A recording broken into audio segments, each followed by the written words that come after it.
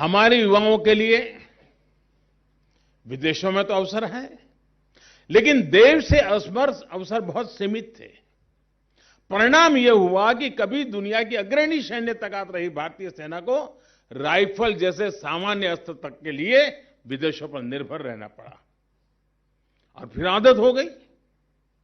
एक बार एक mobile phone की आदत हो जाती तो फिर कोई कितना ही कहेगा हिंदुस्तान का बहुत अच्छा है, लेकिन मन करता है यार छोड़ो वही ठीक रहेगा। अब वो आदत हो गई है। उस आदत को बाहर निकालना तो एक प्रकार से मनोवैज्ञानिक सेमिनार भी करना पड़ेगा। हमारे टेक्निकल यूनिवर्सिटी या टेक्निकल कॉलेजेस या इंजीनियरिंग की दुनिया, वहां डिफेंस के इक्विपमेंट रिलेटेड कोई कोर्स ही पढ़ाए नहीं जाते। मान लिया है तो बाहर से मिल जाएगा, यहां कहां पढ़ने की जरूरत है। कि हमारे पास सामर्थ्य है, हमारे पास टैलेंट नहीं है, ऐसा नहीं है जी। अब सामने सामने की लड़ाई से अधिक लड़ाई अदृश्य हो रही है, अधिक घातक हो रही है। अब हम अपनी रक्षा की नीति और रणनीति सिर्फ अपने अतीत को ध्यान में रखते हुए नहीं बना सकते। अब हमें फ्यूचर चैलेंजेस को एंटीसिपेट करते हुए ही आगे कदम बढ़ाने हैं। इन्फॉर्मेशन, डिसइन्फॉर्मेशन, अपप्रचार के माध्यम से लगातार हमले हो रहे हैं। इन्फॉर्मेशन को भी हथियार बना दिया गया है जी। खुद पर भरोसा रखते हुए भारत के हितों को हानि पहुंचाने वाली ताकतें, चाहे देश में हो या फिर विदेश में, उनकी हर कोशिश को नाकाम करना है। राष्ट्र रक्षा अब सिर्फ सीमाओं तक सीमित नहीं है, बल्कि बहुत व्यापक है।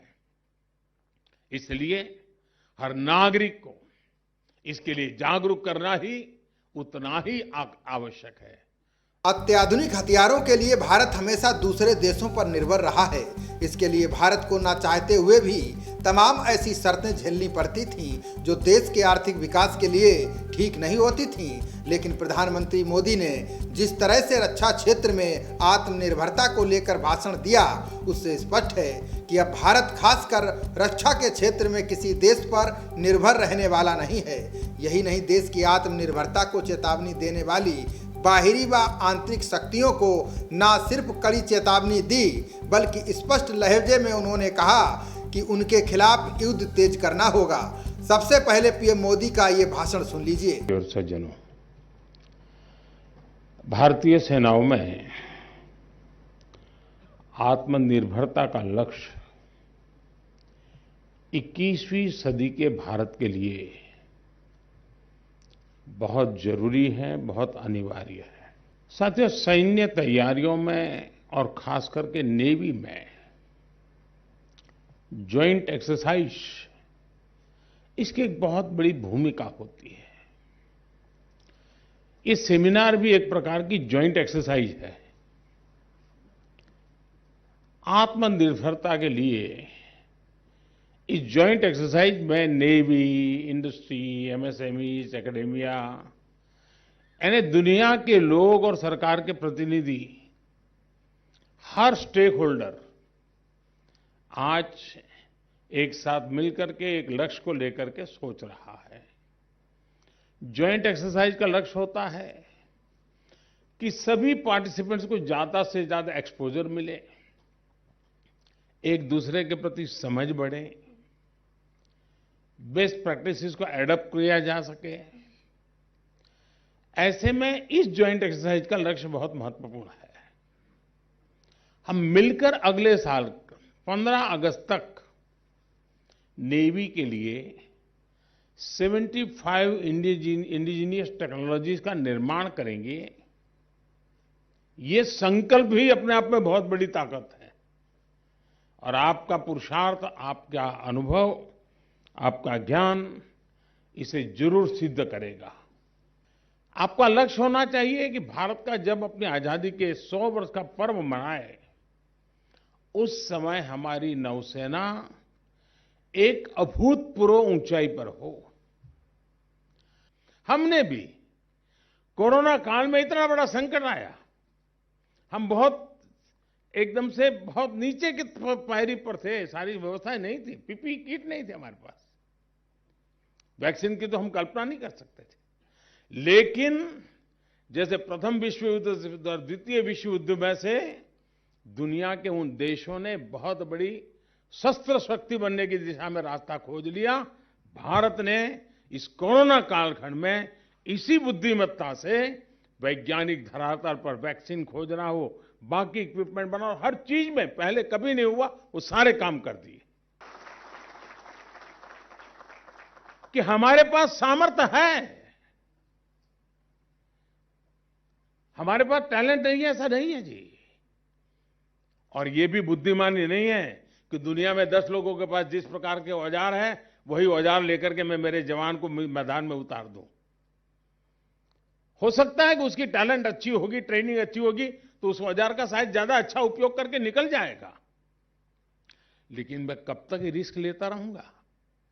जो औजार, जो हथियार उसके हाथ में है, वैसा ही हथियार लेके मेरा नौजवान क्यों जाएगा? उसके पास वो होगा जो उसने सोचा तक नहीं होगा।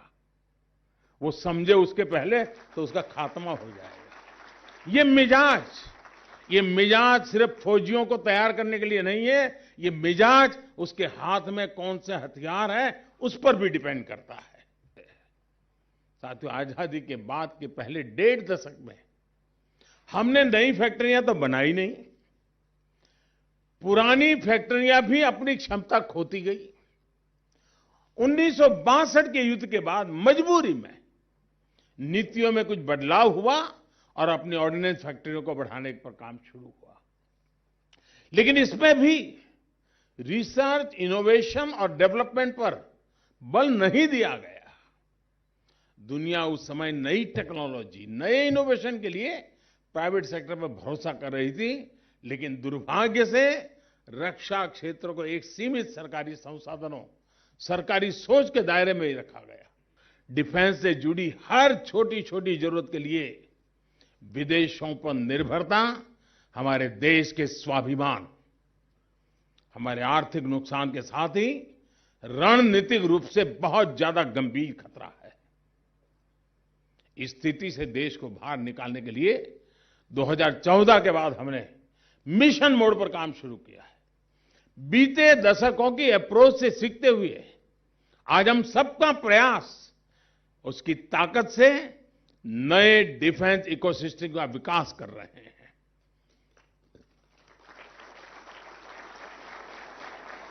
साथियों, बीते 8 वर्षों में हमने सिर्फ डिफेंस का बजट ही नहीं बढ़ाया है, ये बजट देश में ही डिफेंस मैन्युफैक्चरिंग इकोसिस्टम के विकास में भी काम आए, ये भी सुनिश्चित किया है। रक्षा उपकरणों की खरीद के लिए तय बजट का बहुत बड़ा हिस्सा आज भारतीय कंपनियों से खरीद में ही लग रहा है। आप में तो सब परिवारजन वाले लोग हैं, परिवार की दुनिया आप भलीभांति समझते हैं, जानते हैं। आप अपने बच्चे को घर में मान सम्मान प्यार न दो और चाहो कि मोहल्ले वाले आपके बच्चे को प्यार करें तो होने वाला है? आप उसको हर दिन निकम्मा कहते रहोगे और आप चाहोगे पड़ोसी उसको अच्छा कहे, कैसे होगा? हम हमारे हथियार जो उत्पादन होते हैं उसकी इज्जत हम नहीं करेंगे और हम चाहेंगे कि दुनिया हमारे हथियारों की इज्जत करे, तो ये संभव नहीं होने वाला है। शुरुआत हमें अपने से करनी होती है। और ब्रह्मोस इसका उदाहरण है।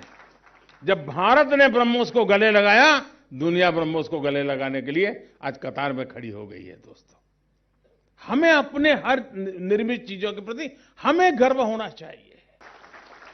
पिछले 8 वर्षों में हमारा डिफेंस एक्सपोर्ट 7 गुना बढ़ा है। अभी कुछ समय पहले ही हर देशवासी गर्व से भर उठा जब उसे पता चला कि पिछले साल हमारे 13,000 करोड़ रुपयों का डिफेंस एक्सपोर्ट किया है। 13,000 करोड़ रुपीस। और इसमें भी 70% हिस्सेदारी हमारे प्राइवेट सेक्टर की है। राष्ट्रीय सुरक्षा के लिए खतरे भी व्यापक हो गए हैं और युद्ध के तौर तरीके भी बदल रहे हैं। पहले हम सिर्फ लैंड, सी और स्काई तक ही अपने डिफेंस की कल्पना करते थे। अब ये दायरा स्पेस यानी अंतरिक्ष की तरफ बढ़ रहा है, साइबर स्पेस की तरफ बढ़ रहा है, आर्थिक और सामाजिक स्पेस की तरफ बढ़ रहा है। आज हर प्रकार की व्यवस्था को वेपन में कन्वर्ट किया जा रहा है। अगर रेयर अर्थ होगी उसको वेपन में कन्वर्ट करो, क्रूड ऑयल है वेपन में कन्वर्ट करो, यानी पूरा विश्व का नजरिया, तौर तरीके बदल रहे हैं। हमारे आसपास क्या हो रहा है, क्या बदलाव आ रहे हैं, भविष्य के हमारे मोर्चे क्या होने वाले हैं, उनके अनुसार हमें खुद को बदलना है। और इसमें स्वावलंबन का आपका लक्ष्य भी देश की बहुत बड़ी मदद करने वाला है। साथियों, देश की रक्षा के लिए हमें एक और अहम पक्ष पर ध्यान देना चाहिए। हमें भारत के आत्मविश्वास को, हमारी आत्मनिर्भरता को चुनौती देने वाली ताकतों के विरुद्ध भी युद्ध तेज करना है। जैसे जैसे भारत ग्लोबल स्टेज पर पद को स्थापित कर रहा है, खुद को स्थापित कर रहा है, वैसे वैसे मिस इन्फॉर्मेशन, डिसइन्फॉर्मेशन, अपप्रचार के माध्यम से लगातार हमले हो रहे हैं। इन्फॉर्मेशन को भी हथियार बना दिया गया है जी। खुद पर भरोसा रखते हुए भारत के हितों को हानि पहुंचाने वाली ताकतें, चाहे देश में हो या फिर विदेश में, उनकी हर कोशिश को नाकाम करना है। राष्ट्र रक्षा अब सिर्फ सीमाओं तक सीमित नहीं है, बल्कि बहुत व्यापक है। इसलिए हर नागरिक को इसके लिए जागरूक करना ही उतना ही आवश्यक है। राष्ट्रयाम जागरयाम वयम, ये उद्घोष हमारे यहां जन जन तक पहुंचे, ये भी आवश्यक है। जैसे आत्मनिर्भर भारत के लिए हम whole of the government approach के साथ आगे बढ़ रहे हैं, वैसे ही राष्ट्र रक्षा के लिए भी whole of the nation approach समय की मांग है। भारत के कोटि कोटि जनों की यही सामूहिक राष्ट्र चेतना ही सुरक्षा और समृद्धि का सशक्त आधार है। एक बार फिर आपके इस इनिशिएटिव के लिए, इन सबको जोड़ करके आगे बढ़ने के प्रयास के लिए मैं रक्षा मंत्रालय को, हमारे डिफेंस फोर्सेस को, उनकी लीडरशिप को मैं हृदय से बहुत बहुत बधाई देता हूं। और मुझे अच्छा लगा आज कि जब मैं ये कुछ स्टॉल्स पर जाकर के आपके सारे इनोवेशन देख रहा था, तो हमारे जो नेवी के निवृत्त साथी हैं, उन्होंने भी अपना अनुभव, अपनी शक्ति, अपना समय इस इनोवेशन के काम में लगाया है, ताकि नेवी हमारी मजबूत हो, हमारे डिफेंस फोर्सेज मजबूत हो। मैं समझता हूँ ये एक बड़ा उत्तम प्रयास है। इसके लिए भी जिन लोगों ने रिटायरमेंट के बाद भी इसको मिशन मोड में काम लिया है, मैं विशेष रूप से उनको भी बधाई देता हूं। और इन सबको सम्मानित करने की व्यवस्था चल रही है, इसलिए भी आप सब भी अभिनंदन के अधिकारी हैं। बहुत बहुत धन्यवाद, बहुत बहुत शुभकामनाएं। खबरों का सिलसिला जारी रहेगा, देखते रहिए जनप्रवाद। नमस्कार।